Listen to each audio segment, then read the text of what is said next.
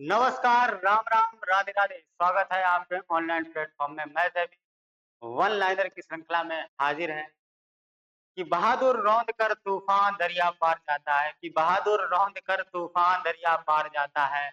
भंवर में वही फंसता है जो हिम्मत हार जाता है, भंवर में वही फंसता है जो हिम्मत हार जाता है। हो चुका अब आगाज, युग बदलने की करो तैयारी। आइए दोस्तों, बने रहिए चैनल के साथ में, हंसते रहिए, मुस्कुराते रहिए और साथ-साथ में लाइक, कमेंट और सब्सक्राइब भी करते रहिएगा। देखिएगा कि जो वनडे एग्जाम में किसी भी तरीके के क्वेश्चन बनते हैं, तो वो सारे तरीके के जो क्वेश्चन बनेंगे, वो हम लोगों ने वन लाइनर के फॉर्मेट में तैयार किए गए। एक अपना बेटा, और अगर आप अच्छी तैयारी करना चाहते हैं, तो एग्जाम वेब एप्लीकेशन को डाउनलोड कीजिएगा। आप प्ले स्टोर में जाइएगा, एग्जाम वेब एप्लीकेशन को डाउनलोड करेंगे और वहाँ पर सारे जितने भी कोर्स हम लोगों ने लॉन्च कर रखे हैं, उन सारे बहुत ही अफोर्डेबल प्राइस में, यानी बहुत ही कम दामों में आपको मिलेंगे। और ये पीडीएफ भी आप लोगों को उसी एप्लीकेशन चैनल पे आपको देखने को मिलेगी। ठीक है?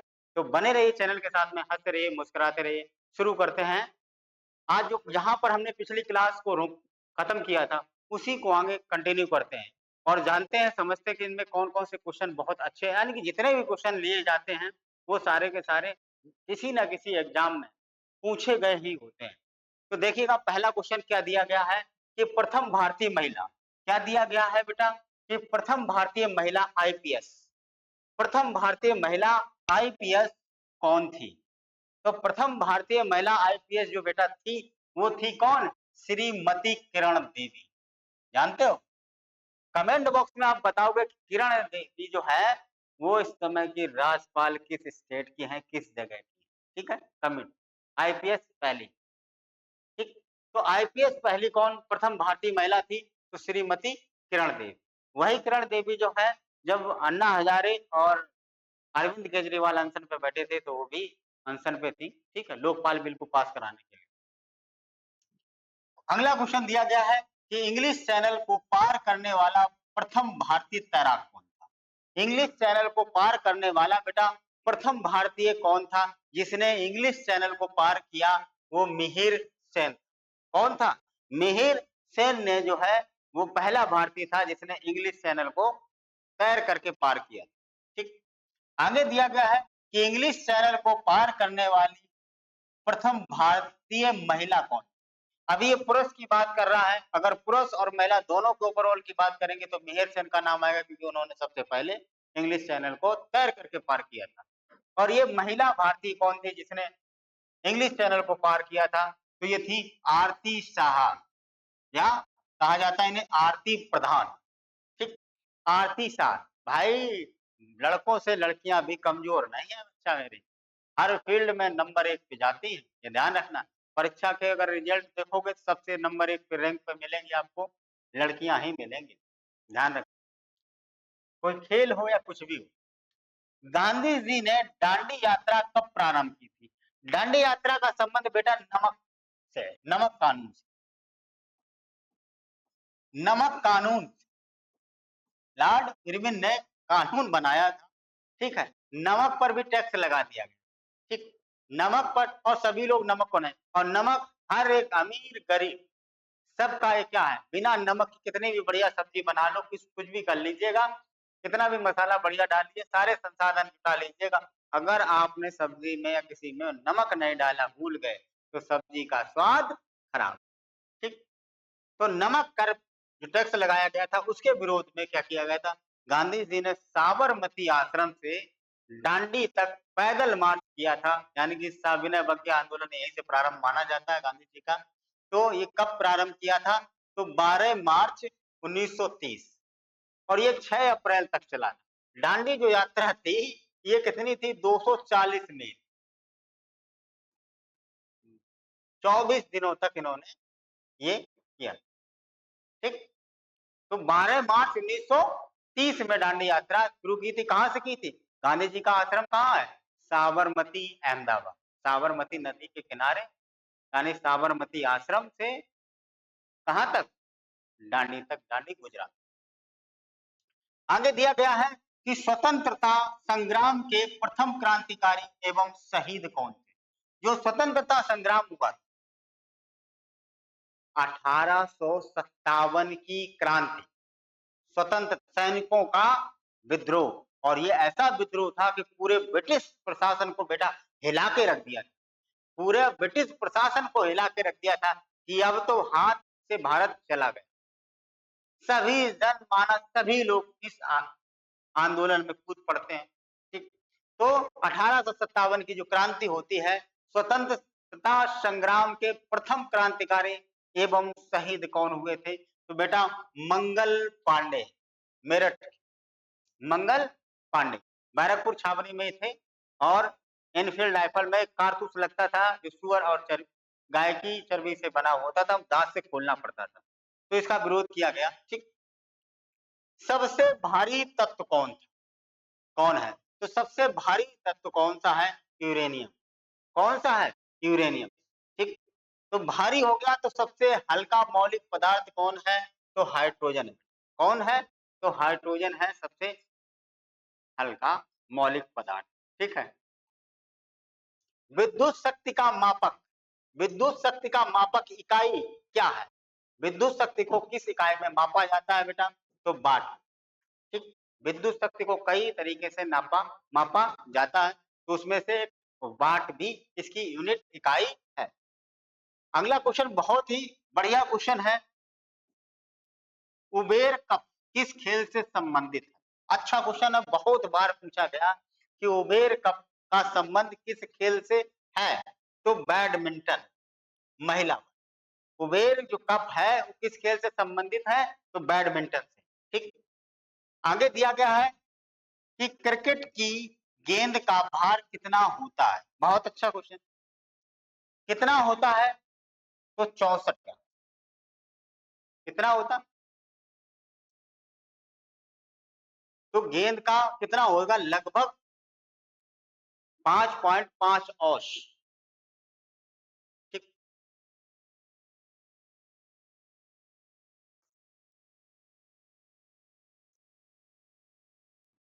मजा आ गया भाई। हाँ लो भाई, जब भी आएगा हाँ चाय पिलाएगा। तो देखिएगा अगला क्वेश्चन क्या दिया गया है कि शतरंज की बिसात, शतरंज की बिसात में कितने वर्ग होते हैं? तो कितने वर्ग होते हैं? शतरंज खेलते हो तुम लोग? तो शतरंज की विरासत में बिसात में कितने वर्ग होते हैं? तो बेटा 64 होते हैं। कितने होते हैं? 64 होते हैं बिसात। अगला क्वेश्चन क्या दिया गया है कि अमेरिका में राष्ट्रपति का चुनाव कितने वर्ष बाद होता है? भारत में कितने वर्ष बाद होता है? 5 वर्ष बाद। और वहीं पर अमेरिका की अगर बात करेंगे हम लोग तो 4 वर्ष बाद। कितने वर्ष बाद? 4 वर्ष बाद अमेरिका में राष्ट्रपति का चुनाव होता है। मगर अमेरिका में 2 ही बार राष्ट्रपति बन सकते हो।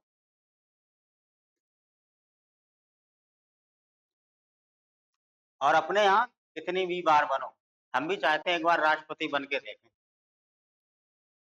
तो देखिएगा अगला क्वेश्चन क्या दिया गया है कि ऐसा कौन सा देश जहां राष्ट्रपति का चुनाव प्रति वर्ष होता है? बहुत अच्छा क्वेश्चन है भाई। ऐसा भी कोई देश है जहां पर राष्ट्रपति का चुनाव जो होता है वो प्रतिवर्ष होता है? ठीक, प्रतिवर्ष होता है। वो कौन सा है? स्विट्जरलैंड। कौन सा देश है? स्विट्जरलैंड। नोट कर लेना है क्वेश्चन।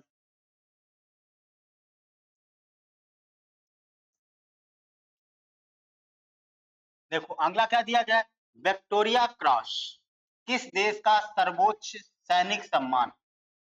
विक्टोरिया क्रॉस किस देश का सर्वोच्च सैनिक सम्मान है? तो कौन सा है? तो इंग्लैंड में।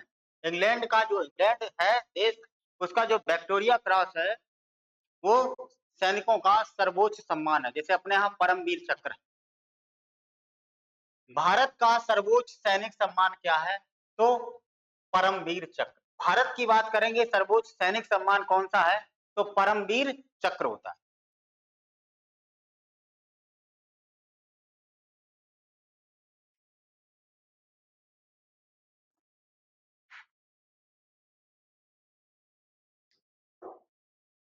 अगला क्वेश्चन दिया गया है कि संयुक्त राष्ट्र संघ की स्थापना कब हुई? तो संयुक्त राष्ट्र संघ की स्थापना बेटा होती है 24 अक्टूबर 1945। 24 अक्टूबर 1945 यानी कि जब द्वितीय विश्व युद्ध समाप्त होता है, द्वितीय विश्व युद्ध के समाप्त के बाद में दोबारा ऐसी घटना ना घटित हो, यानी कि दोबारा ऐसा तृतीय विश्व युद्ध ना हो, इसके लिए क्या किया गया था? सभी देशों ने मिलकर के एक संघ बनाया कि हम दोबारा ऐसी घटना ना घटित हो, तो संयुक्त राष्ट्र संघ की स्थापना की जाती है 24 अक्टूबर 1945 को। तो संयुक्त राष्ट्र संघ दिवस के रूप में कब मनाया जाता है? 24 अक्टूबर को ही मनाया जाता है, ठीक है? तो ये इसका मुख्यालय कहाँ पर है? तो ये वाशिंगटन डीसी में, ठीक? और जब 1945 यानी कि एक 1944 में एक प्रधानमंत्री अमेरिका के हुए थे रूजवेल्ट, उनकी देखरेख में ये संघ की स्थापना की जाती है। सुरक्षा परिषद के स्थायी सदस्य देश, सुरक्षा परिषद इसका एक अभिन्न अंग है बेटा। सुरक्षा परिषद के स्थायी सदस्य कौन था? कितने हैं? तो 5 स्थायी सदस्य हैं। कौन-कौन सा है? तो एक देखो रूस है, अमेरिका है, चीन है, फ्रांस है, ब्रिटेन है। जब इसके संघ की स्थापना हो रही थी, तो उस समय भारत भी स्थायी सदस्य बनने की ओर में था। बहुत प्रेशर दिया गया था कि आप स्थायी सदस्य बन जाइए, मगर कुछ राजनीतिक कारणों की वजह से भारत स्थायी सदस्य नहीं बना, ठीक? तो कौन बन गया था? चाइना नहीं बनता और उसकी जगह कौन बनता? भारत बनता। मगर चाइना ही हर काम में अड़ंगा लगाता है। भारत की अगर कोई भी अगर वीटो पावर का होगा तो चाइना ही लेता है, ठीक है? और बाकी लोग सपोर्ट में रहते हैं। तो 5 देश थे जो स्थायी सदस्य हैं सुरक्षा परिषद में, तो रूस है, अमेरिका है, चीन है, फ्रांस है, ब्रिटेन है। याद रखना ये बहुत पूछा जाता है। अच्छा क्वेश्चन है, एग्जाम में कई बार पूछा जा गया है और आगे भी पूछा जाएगा। आगे दिया गया पुस्तक कलम व सिपाही में किसकी जीवनी प्रस्तुत की गई है? पुस्तक कलम व सिपाही में किसकी जीवनी प्रस्तुत की गई है? तो बेटा मुंशी प्रेमचंद। मुंशी प्रेमचंद बहुत बड़े इतिहासकार, बहुत बड़े उपन्यासकार थे, कहानीकार थे, ठीक? मुंशी प्रेमचंद।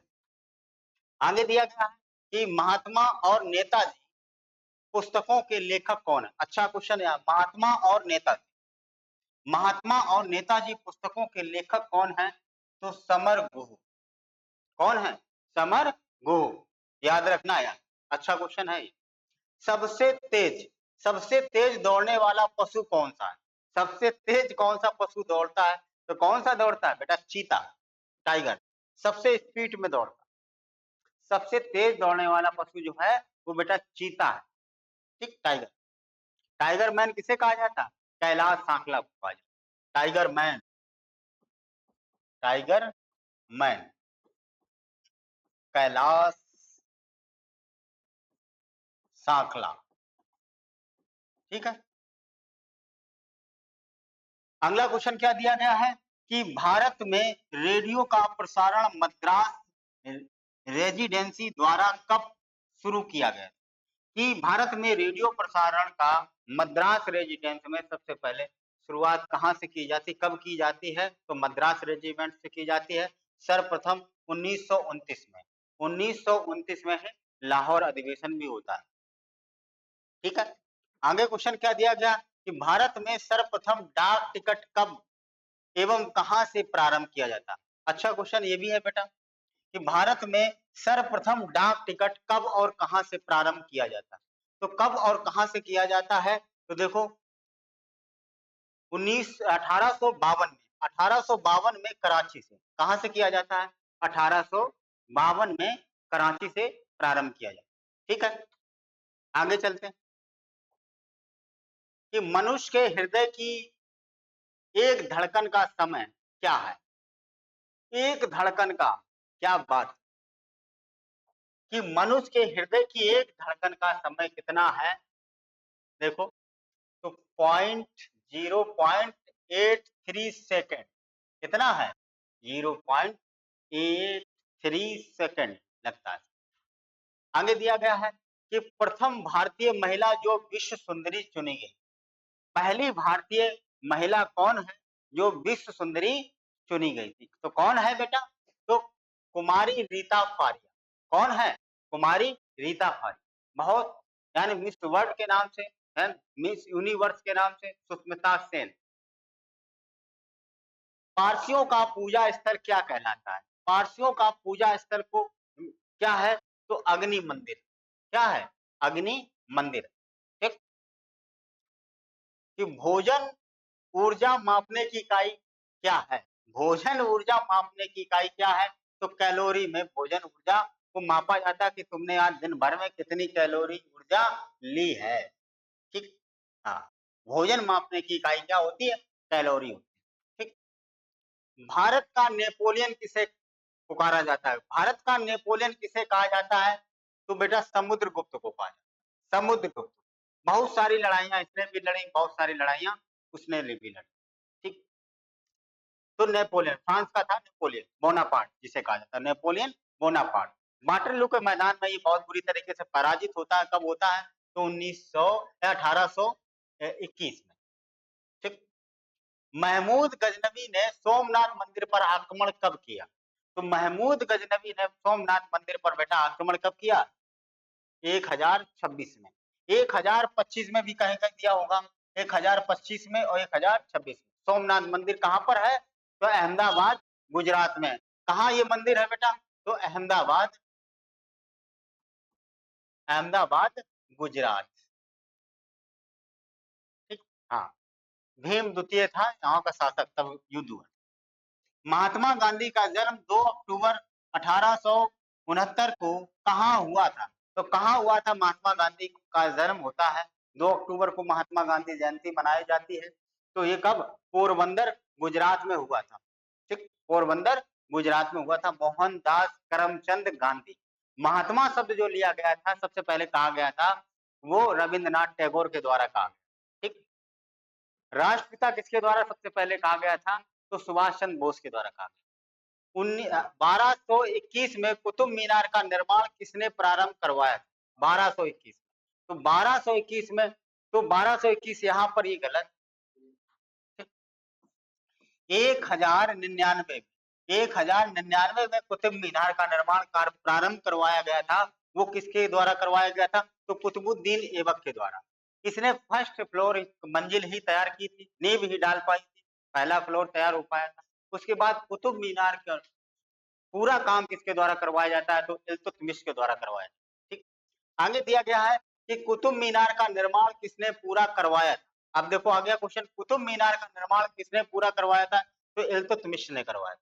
इल्तुतमिश ने करवाया था। यानी दिल्ली सल्तनत का बेटा वास्तविक संस्थापक कौन है? तो दिल्ली सल्तनत का वास्तविक संस्थापक कुतुबुद्दीन ऐबक को ही माना जाता है, क्योंकि कुतुबुद्दीन ऐबक ने ही वैधानिक रूप से 1229 में इसने क्या की थी? सुल्तान की उपाधि धारण की थी। और कुतुबुद्दीन ऐबक ने सुल्तान की उपाधि धारण नहीं की थी, इसने किसकी की थी? मलिक की और सिपह सलार की उपाधि धारण करता है। अगला क्वेश्चन क्या दिया गया है कि भारत में सबसे अधिक वनों का वाला राज्य, यानी भारत में सबसे अधिक वन कहां पर है? तो सबसे अधिक वन बेटा मध्य प्रदेश में है।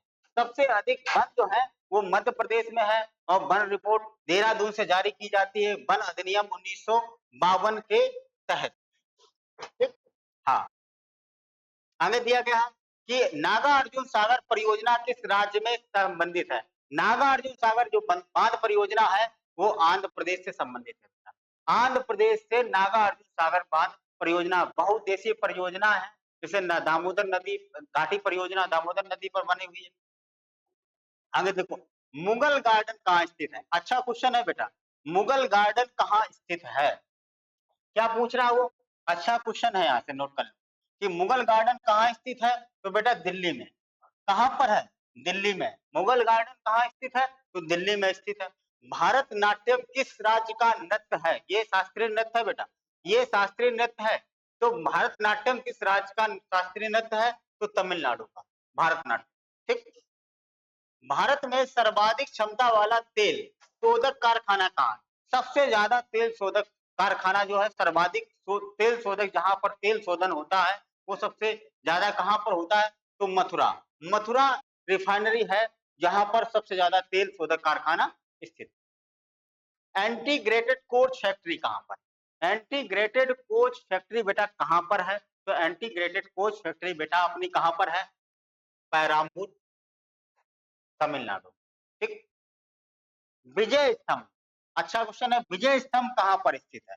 तो विजय स्तंभ की बात करोगे हम तो चित्तौड़, और चित्तौड़ कहाँ है भैया? महाराणा प्रताप का क्षेत्र, चित्तौड़ महाराणा प्रताप, यानी कि चित्तौड़ राजस्थान में विजय स्तंभ राणा कुंभा के द्वारा, विजय स्तंभ की स्थापना कौन करता है? तो राणा कुंभा के द्वारा विजय स्तंभ की स्थापना की जाती है। शिक्षक दिवस प्रतिवर्ष कब मनाया जाता है? शिक्षक दिवस जो है प्रतिवर्ष कब मनाया जाता है? तो 5 सितंबर को, 5 सितंबर को राधा कृष्णन के जन्म दिवस के रूप में मनाया जाता है। राधा कृष्णन, ठीक। भारत में उपराष्ट्रपति भी रहे और राष्ट्रपति भी रहे राधा, पहले उपराष्ट्रपति थे। विश्व पर्यावरण दिवस प्रतिवर्ष कब मनाया जाता है? तो विश्व पर्यावरण दिवस कब मनाया जाता है प्रतिवर्ष बेटा? तो ये मनाया जाता 5 जून को, 5 जून को 1972 में, 1972 में स्टॉकहोम में एक सम्मेलन बुलाया जाता है कि पर्यावरण को कैसे सुरक्षित रखना है उसका कैसे संवर्धन करना है सतत कैसे विकास होना है। तो इसको जागरूक करने के लिए, सारी व्यवस्थाओं को संचालित करने के लिए एक सम्मेलन बुलाया जाता है स्टॉकहोम में, तो 1972 में, उसी को 5 जून 1972 को बुलाया। तो 5 जून को पर्यावरण दिवस, विश्व पर्यावरण दिवस के रूप में मनाया जाता है। आप लोग बताएंगे कि अंतरराष्ट्रीय योग दिवस कब मनाया जाता है? कमेंट बॉक्स में बताएंगे कि अंतरराष्ट्रीय योग दिवस कब मनाया जाता है। आगे देखो दिया गया है कि पृथ्वी की परिधि कितनी है? तो पृथ्वी की पूरी टोटल परिधि बेटा कितनी है? तो 25,000 मील। कैसी है? 25,000 मील है। महाभारत के लेखक का क्या नाम है? कि महाभारत जो लिखी गई है उसका लेखक बेटा कौन है? तो महाभारत के लेखक जो है वो वेद व्यास। कौन है? वेद व्यास हैं जिन्होंने महाभारत को लिखा। आगे दिया गया डायूस शब्द किस खेल से संबंधित है? अच्छा क्वेश्चन है बेटा, अच्छा क्वेश्चन है कि डायूस खेल किस खेल से संबंधित है? तो लॉन टेनिस से। किससे है? लॉन टेनिस से संबंधित है, लॉन टेनिस से संबंधित। अगला क्वेश्चन दिया गया है कि आगा खां कफ किस खेल से संबंधित है? आगा खां, ये भी अच्छा क्वेश्चन है कि आगा खां खेल किससे संबंधित है? तो हॉकी से। हॉकी बेटा भारत का राष्ट्रीय खेल है, क्रिकेट अपना राष्ट्रीय खेल नहीं है, और सबसे ज्यादा लोग क्रिकेट को पसंद करते हैं, जबकि राष्ट्रीय खेल अपना कौन सा है? हॉकी है, ठीक है, हॉकी। आज की क्लास बेटा यहीं तक रखते हैं। आप लोग आज की क्लास यहीं तक रखते हैं, और आप हाँ एग्जाम वेब एप्लीकेशन को डाउनलोड कीजिएगा और वहां पर और अच्छे तरीके से आप लोग तैयारी करिएगा, और वहीं पर आपको ये पीडीएफ और भी बाकी हैंड रिटन जो भी नोट्स हैं वो सभी उसी पर प्रोवाइड कराए जाते हैं बेटा। तो फटाफट जा करके एग्जाम वेब को डाउनलोड कीजिएगा। आज की क्लास यहीं तक रखते हैं, मिलते हैं नेक्स्ट क्लास में, तब तक के लिए राम राम, राधे राधे, ठीक है, बाय बाय।